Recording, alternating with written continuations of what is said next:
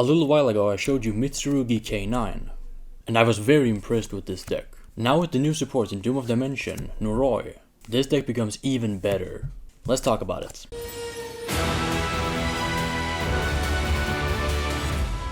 Starting with the main deck, I have 3 copies of Habakiri, 1 Murakumo and 1 Mitama.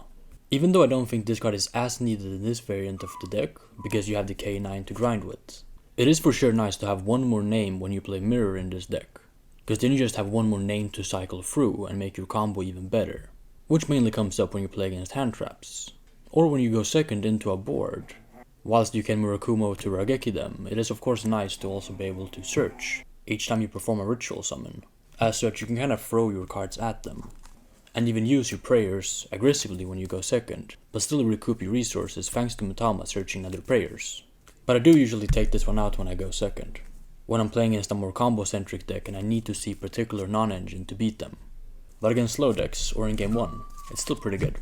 1 Aramasa, 1 Saji, and 1 Kusanagi. I opted out of playing Night Sword Serpent because there's a less reliancy on the rank 4 aspect of this deck. When you play the K9, I kinda just wanna make Zombie Vampire with my level 8s, and use that to dig for the K9 engine. And if I make a rank 4, it's when I usually bring these back with prayers. Or perhaps if Mitama brought me back a bunch of bodies, where you can make something like Dugares to double up one of your guys, or just dig deeper into your deck. Which is another reason to also include the Mitama in the main deck. For the grindier matchups, you may want a 4th reptile to send, if you're just doing the level 4s. So something like Raizeel Mitsurugi wanted to play 4 level 4s, as well as it wanted to play Night Sword Serpent to make a rank 4.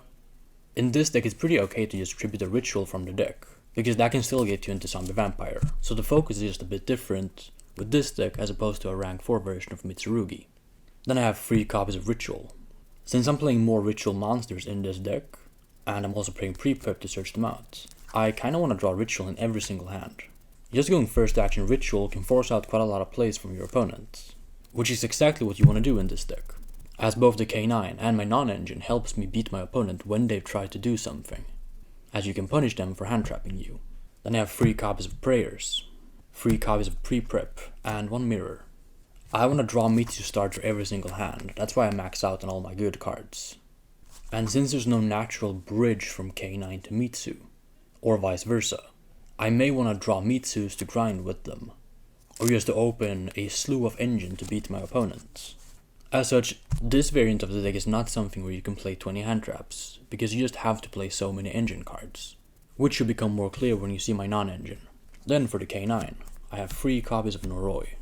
Noroi is exactly what this deck wanted. It's a great 1-card starter that lets you make Saryuja, which is almost guaranteed to see you Mitsu engine as you play so many 1-card starters. Additionally, depending on the hand you open, and if it's post-side, there are ways for you to play a round roll on Lockbird thanks to these cards, which is something that the Mitsu deck has been very weak to. Additionally, a big part of the K9, and the reason why we play them, is because they're XYZ based. As the Mitsurugis are clearly rituals, should your opponent activate Dimensional Barrier and call a ritual, a pure Mitsurugi deck would just pass turn. But thanks to K9, we have a completely different engine to play with, and thus the return skip floodgates won't impact us as much.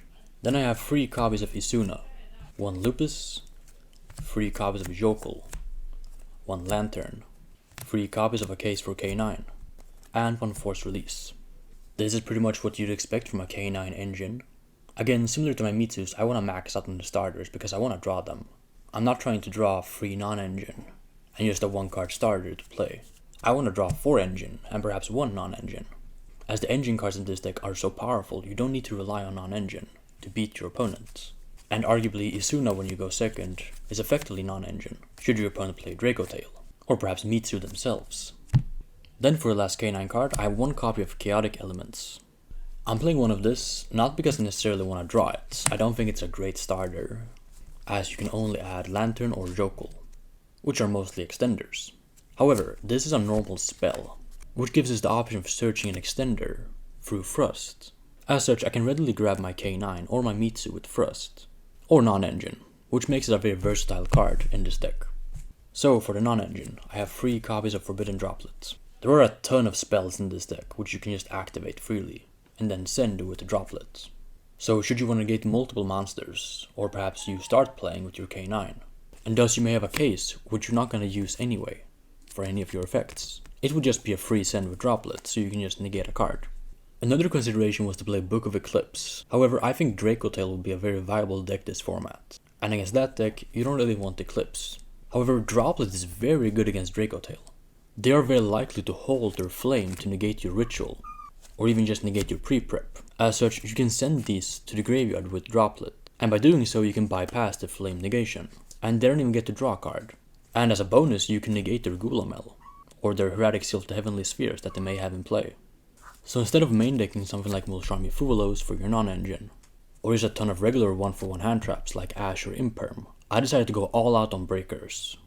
As the Fuvalos might get ashed, or you draw it going first and it's completely dead, or you play against Dracotail and you draw this going second, and it does little to nothing, you would much rather have a breaker to actually pick apart their field.